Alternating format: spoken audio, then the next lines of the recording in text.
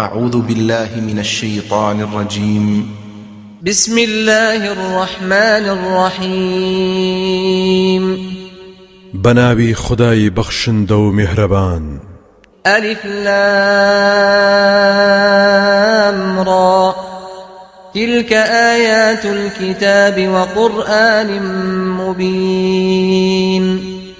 چەند پیتێک لە سەرەتای هەندێک لە سوورەتەکانی قورئاندا هاتوون ژمارەیان 4 دەپیتە.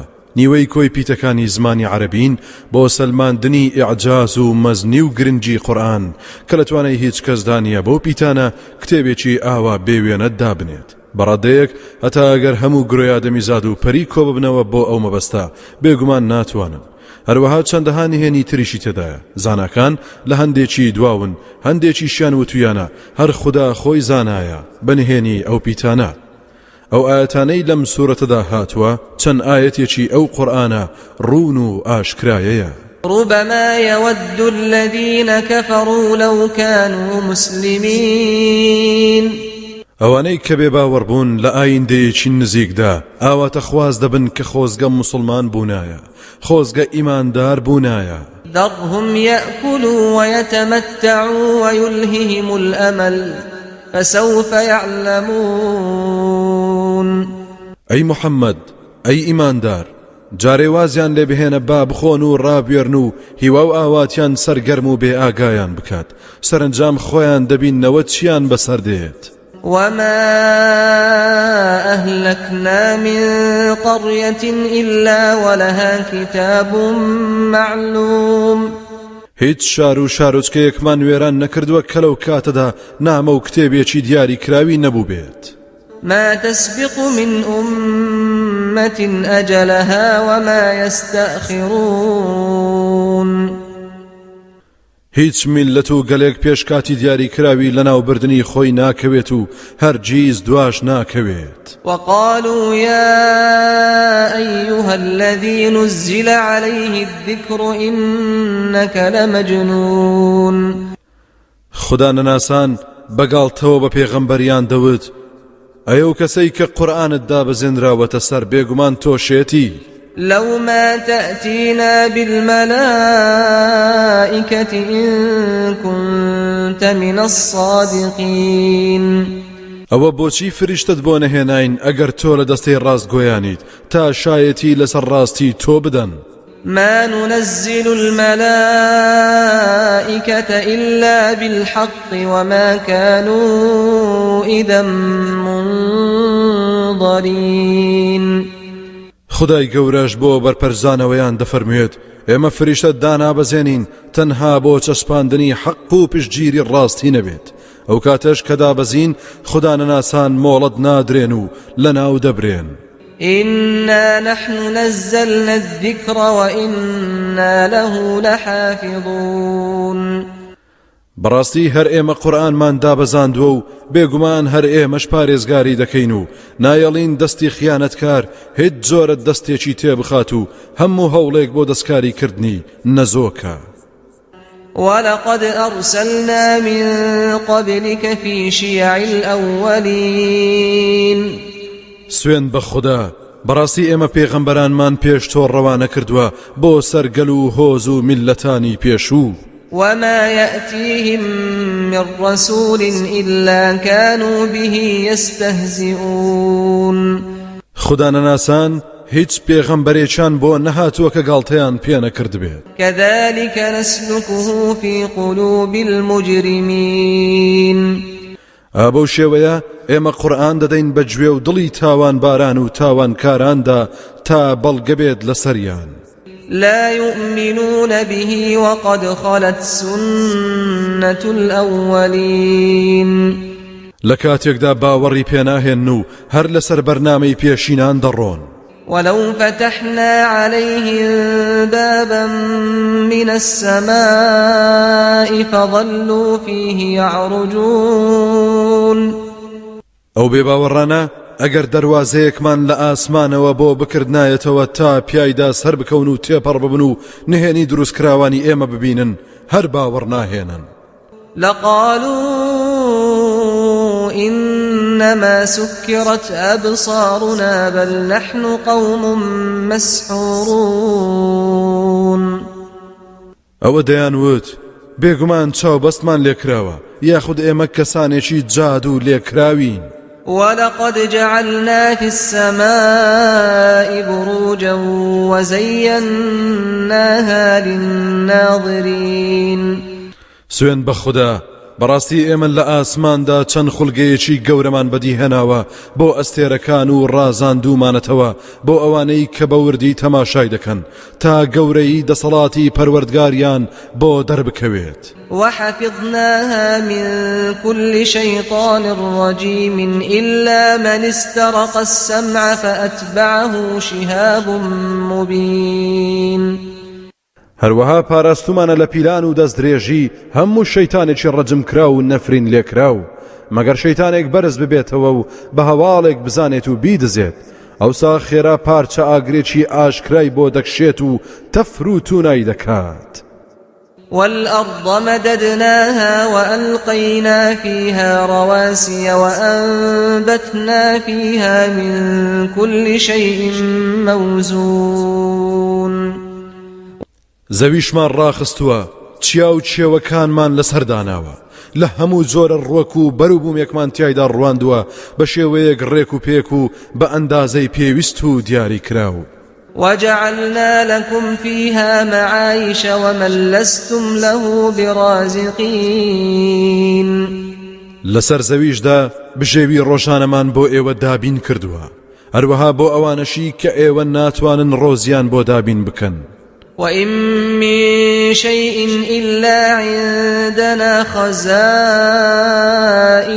وما ننزله إلا بقدر معلوم هیچ شتێک نییە لە بەهرە و ناز و نیعمەتەکان کە گەنجینەکانی لای ئێمە نەبێت و ئێمە نایبەخشین بە ئەندازەی دیاری کراو لە کاتی لەباردا نەبێت وأرسلنا الرياح لواقح فأنزلنا من السماء ماء فأسقيناكموه وما أنتم له بخازنين یەکێک لە بەخششەکانی خوددا ئەوەیە ئێمە شنەبامان ناردووە کە پیتێنەری ڕوەک و دار و درەختە هەروەها بارانمان لە ئاسمانەوە باراندووە و ئێوەی پێتێراو دەکەین سەرڕای کشت و کاڵ و زیندەوەران بێ ئەوەی ئێوە ئەو ئاوانەتان زەخیرە کرد بێت ئێمە لە ژێر زەویدا بۆمان دابین کردوون بەهۆی کانی یاخود بیرەوە دەستان دەکەوێت وإنا لنحن نحيي ونميت ونحن الوارثون بەڕاستی هەر ئێمە ژیان دەبەخشین و مردنیش پێش دەهێنین سەرنجام هەر ئێمەش خاوەنی هەموو جیهانین ولقد علمنا المستقدمين منكم ولقد علمنا المستأخرين سوێن بە خوددا بێگومان ئێمە ئاگادارین لە پێشینانی ئێوە هەروەها ئاگادارین لە نەوەکانی داهاتوش وإن ربك هو يحشرهم إنه حكيم عليم بەڕاستی پەروەردگاری تۆ هەر خۆی هەمووان کۆ دەکاتەوە و بێگومان هەرە و زاتە دانا و زانایە ولقد خلقنا الإنسان من صلصال من حمأ مسنون سوێن بە خوددا ئێمە سەرەتا ئینسانمان لە قوڕێکی وشک دروست کرد کە پێشتر قوڕێکی ڕەشبا و ترشاو بوو والجان خلقناه من قبل من نار السموم پەریشمان پێشتر لە ئاگرێکی بەتین دروست کرد کە بە وردی لە کوونەکاندا تێدەپەڕێت وإذ قال ربك للملائكة إني خالق بشرا من صلصال من حمأ مسنون یادی ئەوە بکەرەوە کاتێک پەروەردگارت بە فریشتەکانی وت بەڕاستی من دروستکاری بە شەرێکم لە قوڕێکی وشک کە پێشتر قوڕێکی ڕەشبا و ترشاو بوو فإذا سويته ونفخت فيه من روحي فقعوا له ساجدين جا کاتێک ڕێک و پێک و تەواوم کرد لەو ڕۆحە تایبەتەی کە من بەدیهێنەری ئەوم پێم بەخشی ئەوە هەمووتان کڕنۆشی بۆ بەرن کڕنۆشی ڕێز و بە فەرمانی خوددا. فسجد الملائكة كلهم أجمعون. اینجا فریشتەکان فەرمانی پەروەردگاریان بەجێهێنا و هەموویان بەگشتی کڕنۆشی ڕێزیان برد إلا إبليس أبى أن يكون مع الساجدين. جگە لە ئیبلیس شەیتانی گەورە سەرپێچی کرد کە لەگەڵ کڕنۆژبەراندا بێت. قال يا إبليس ما لك ألا تكون مع الساجدين. ئەوسا خوددا فەرمووی ئەی ئیبلیس ئەوە بۆ لەگەڵ کڕنۆژبەراندانیت. قال لم أكن لأسجد لبشر خلقته من صلصال من حمأ مسنون. شەیتان لە وەڵام داوتی من ئەوەندە نزم و بچووک نەبووم کڕنۆژبەرم بۆ بەشەرێک کە تۆ دروست کردووە لە قوڕێکی وشک کە پێشتر قوڕێکی ڕەشبا و ترشاو بووە. قال فاخرج منها فإنك رجيم. خدا فەرمووی چونکە لە فەرمانی من سەرپێچیت کرد دەبێت لەم شوێنە نەمێنیت کە بەهەشتە یا ئاسمان کەواتە دەرچۆ لێرە چونکە بەڕاستی تۆ نەفرین لێکراویت. وإن عليك اللعنة إلى يوم الدين. بەڕاستی نەفرینی خودات بەردەوام لەسەر هەتا ڕۆژی دوایی. قال رب فأنظرني إلى يوم يبعثون. شەیتان وتی پەروەردگارە مۆڵەتم بدە هەتا ئەو ڕۆژەی هەمووان زیندوو دەکرێنەوە. قال فإنك من المنظرين إلى يوم الوقت المعلوم. تا ڕۆژی کاتە دیاری کرا و زانراوەکە لەلای خوددا. قال رب بما أغويتني لأزينن لهم في الأرض ولأغوينهم أجمعين. ئیبلیس بە بوغز و کینە و حەسادەتەوە وتی پەروەردگارم مادام بەهۆی ئەم ئینسانەوە منت سەر لێ شێواو کرد شەرت بێت لە زەویدا هەموو گوناه و لادان و تاوانێکیان لەلا جوان و شیرن بکەم و هەر هەمویان سەر لێ شێوا و سەرگەردان بکەم. إلا عبادك منهم المخلصين. بێجگە لە بەندە پوختە و دڵسۆزەکانی خۆت نەبێت چونکە دڵیان بە باوەڕ بە تۆ و یادی تۆ ئاوەدانە هەوڵ و کۆشی من بۆ وێڵکردنیان ناکامە. قال هذا صراط علي مستقيم. خدای گەورە فەرمووی ئەوە ڕێگە و ڕێبازێکی ڕاست و دروستە هەر بۆ لای من دێت و هەر من چاودێری دەکەم. إن عبادي ليس لك عليهم سلطان إلا من اتبعك من الغاوين. بەڕاستی بەندە چاک و پاکەکانی من بە تۆ فری و نادرێن و تۆ هیچ دەسەڵاتێکت نییە بەسەریاندا جگەل لەوانەی کە شوێنت کەوتون لەسەر کەش و یاخی و سەرگەردانەکان. وإن جهنم لموعدهم أجمعين. بێگومان دۆزەخیش بەڵێنگای هەر هەموو ئەوانە بەگشتی. لها 7 أبواب لكل باب منهم جزء مقسوم. 7 دەروازەی گەورەی هەیە هەر دەروازەیەکیشی چەند دەرگا و چەند بەشێکە کە دەستەی دۆزەخیان بە گوێرەی تاوان و گوناهیان ڕاپێچ دەکرێن بۆ ناوی. إن المتقين في جنات وعيون. لولا شەوە بەڕاستی خوددا ناس و پارێزکاران لەناو باخەکانی بەهەشت و کانیاوە سازگارەکاندان. ادخلوها بسلام آمنين. پێیان دەوترێت فەرموون بچنە ناوی بە سەلامەتی و سەلامتان لەسەر بێت ژیانی پڕ لە ئاسوودەیی تێدا بەرنەسەر. ونزعنا ما في صدورهم من غل إخوانا على سرر متقابلين. لەکاتێکدا هەرچی کینە و بوغزە لە دڵ و دەرونیاندا دەرمان کێشاو ئەو بەختەوەرانە برای یەکترن و لەسەر کورسی و قەنەفە ڕازاوەکان لە بەرامبەر یەکەوە دانیشتون لە بە یەک گەیشتنەوەیەکی پڕسۆز و خۆشەویستیدا تەماشای یەکتر دەکەن و سەلام لە یەکتر دەکەن و سوپاس و ستایشی پەروەردگار دەکەن. لا يمسهم فيها نصب وما هم منها بمخرجين هیچ جۆرە بێتاقەتی و بێزاری و ناخۆشی و پەستیەک دووچاریان نابێت و هیچ کات ئەوان لەو بەهەشتە دەرناکرێن. نبئ عبادي أني أنا الغفور الرحيم.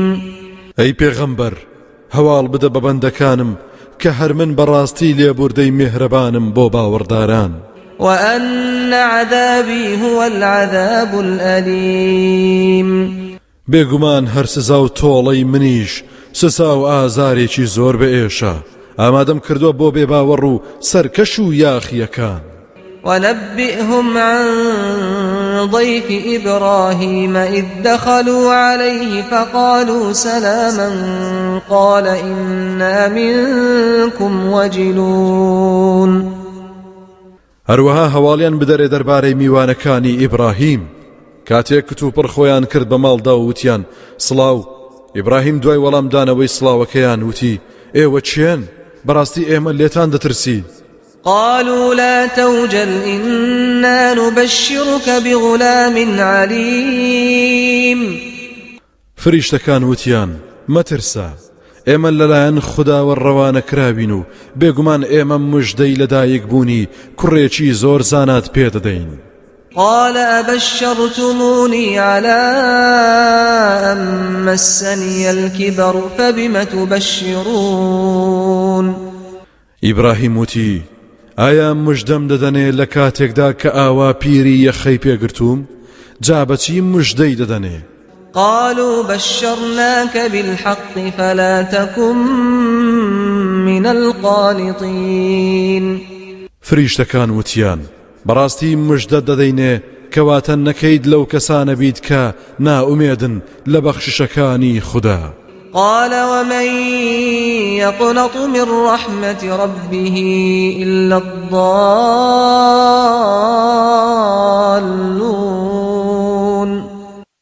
ئیبراهیم وتی ئایا چێ نائومێد دەبێت لە ڕەحمەت و بەخششەکانی پەروەردگاری مەگەر کەسانێک کە گومڕا و سەرگەردانن. قال فما خطبكم أيها المرسلون. اینجا دوای ئەوەی دڵنیا بوو لێیان وتی ئەی فریشتە نێردراوەکان چ کارێکی گرنگتان بەدەستەوەیە جگە لەم مژدەیە؟ قالوا إنا أرسلنا إلى قوم مجرمين. فریشتەکان وتیان بەڕاستی ئێمە نێردراوین بۆ سەر قەوم و هۆزێکی زۆر تاوانبار.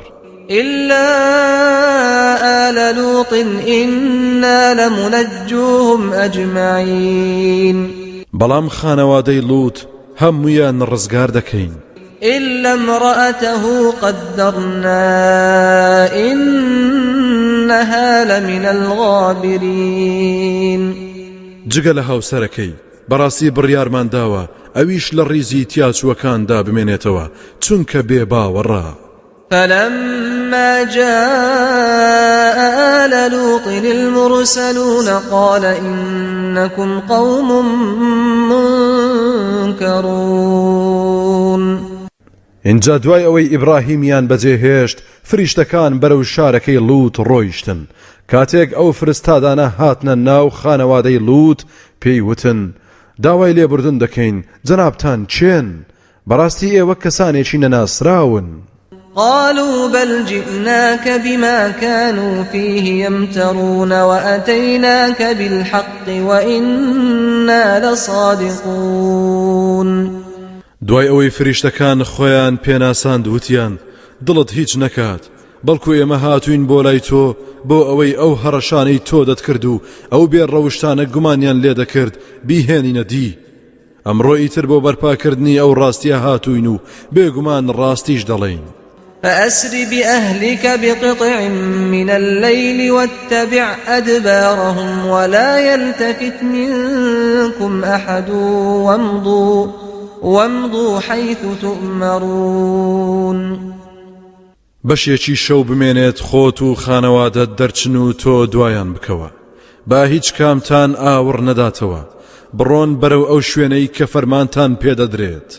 وقضينا إليه ذلك الأمر أن دابر هؤلاء مقطوع مصبحين ئێمە نیگامان نارد بۆ لای لووت و بڕیارماندا کە بەڕاستی لە کاتی بەرەبەیاندا دوای ئەوانە بڕاوە و دەیاریان نەماوە.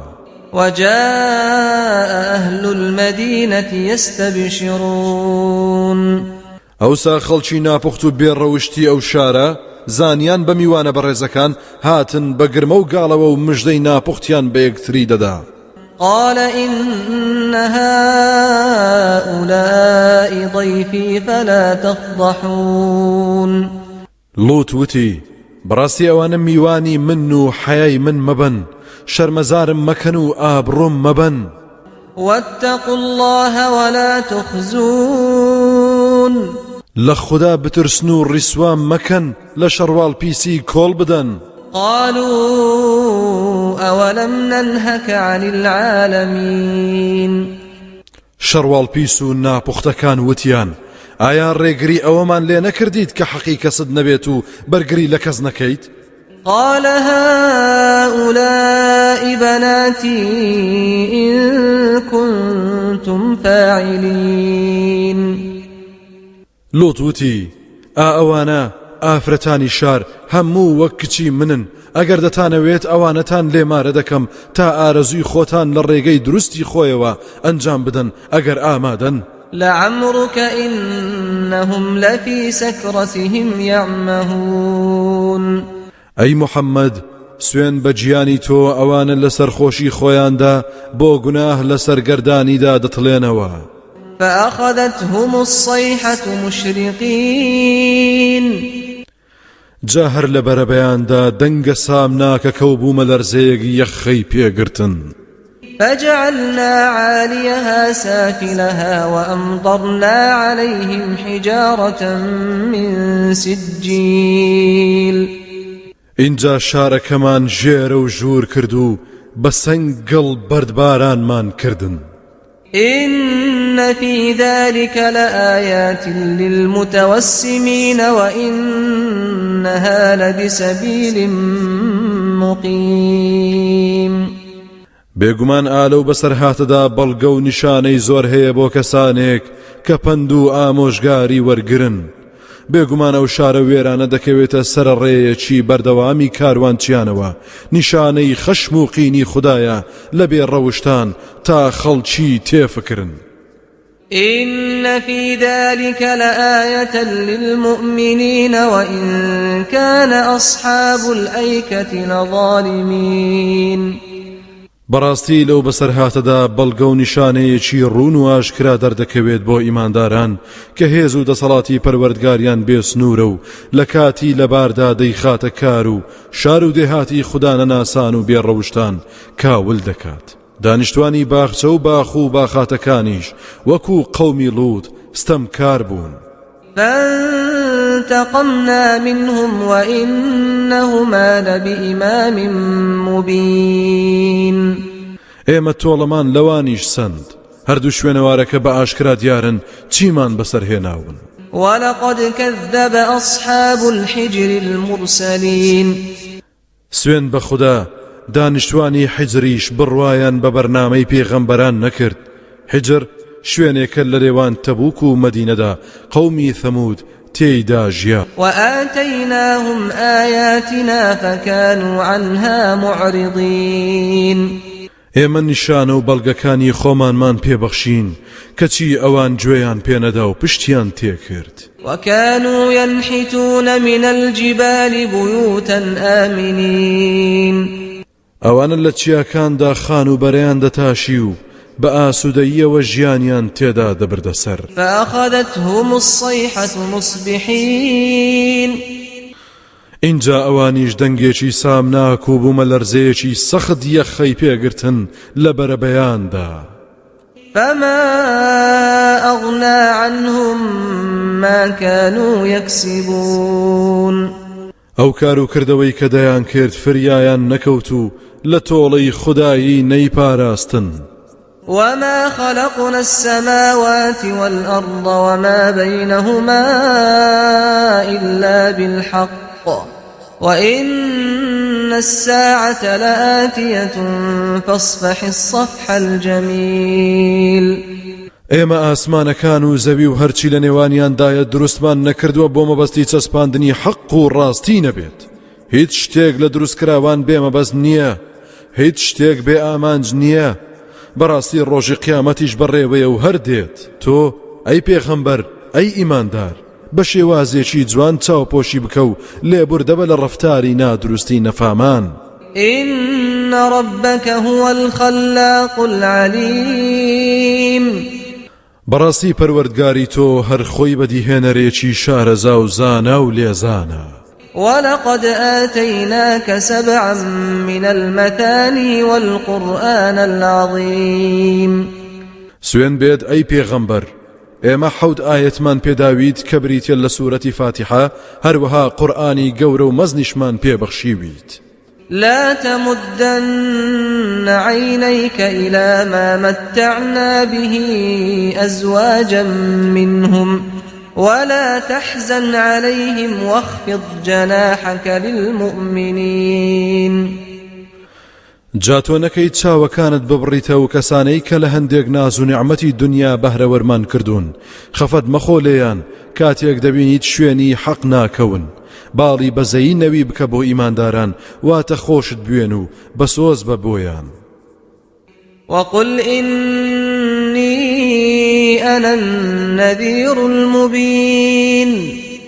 بڵێ بەڕاستی من بێدار خەرەوەیەکی ئاشکرا و دیارم، ئەگەر سەرکەشی بکەن سەرنجامی سامناک چاوەڕێتانە. كما أنزلنا على المقتسمين الذين جعلوا القرآن عضين. هەر وەک کتێبی ئاسمانیمان دابەزاندە سەر بەشبەشکەران کەمە بەس جوولەکە و گاورە، باوەڕ بە هەندێکی دەکەن و پەیڕەوی هەندێکی ناکەن، یاخود بەشێکی زۆریان دەستکاری کردووە.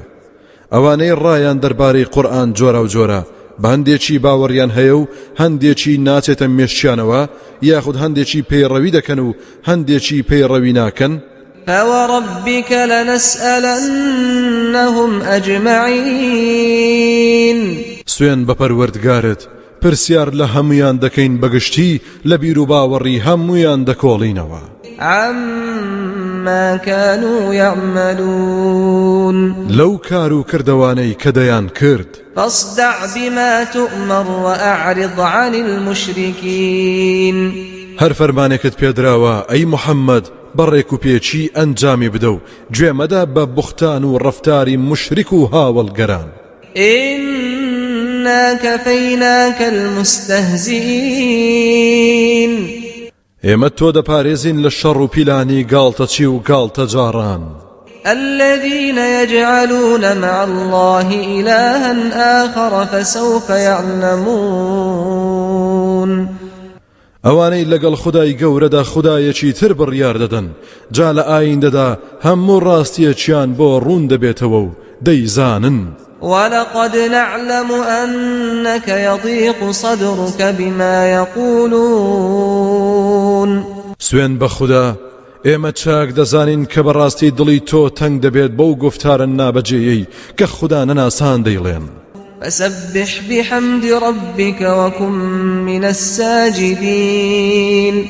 جا لە هەموو کاتێکدا بەتایبەت لە کاتی دڵتەنجیدا تەسبیحات و سپاس و ستایشی پەروەردگارت بکە و لە ڕیزی سوژدەبەراندا بە.